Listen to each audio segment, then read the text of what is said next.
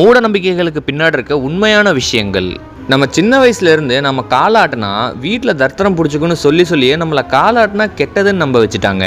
ஆனால் காலாட்டுறதுனால நம்ம cough muscles activate ஆகி பிளட் ஃப்ளோவை அதிகப்படுத்தும். ரொம்ப நேரம் உட்காந்து வேலை பார்க்குறவங்க ஸ்லைட்டாக காலாட்டும் போது பிளட் கிளாட் ஆகாமல் தடுக்கும். அண்ட் இன்சுலினோட அளவும் ரத்தத்தில் அதிகரித்து சுகர் வராமல் தடுக்க உதவி பண்ணும். அண்ட் 350 கேலரிஸும் பேர்ன் ஆகும். நம்ம ரோட்ல போயிட்டு இருக்கப்போ ஒரு பூனை கிராஸ் ஆச்சுன்னா அது ரொம்பவே ஒரு கெட்ட சகனம் மாதிரி நினைச்சிட்டு திரும்பி கூட போயிருப்போம். ஆனால் இது உருவாக்குனதுக்கான உண்மையான காரணம் என்னன்னா, பூனை பேசிக்காக ஒரு டொமஸ்டிக் அனிமல், மனுஷங்க இருக்க இடத்துல தான் வாழும்.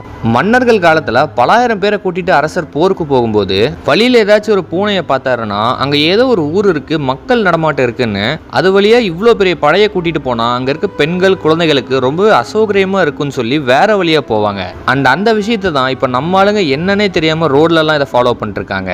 அதே மாதிரி நீங்க எந்த ஒரு புது பில்டிங் கட்டுற இடத்துல பார்த்தாலும் சரி, அவர் வீட்டு வாசல்ல பார்த்தாலும் சரி, இந்த விகடநாதனை பார்க்காம போயிருக்கவே மாட்டீங்க.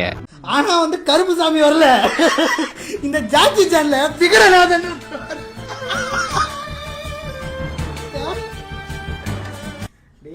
அவர் வந்தா அடிக்கும் போதே சொன்னா மச்சான் இது கருப்பசாமி இல்லை.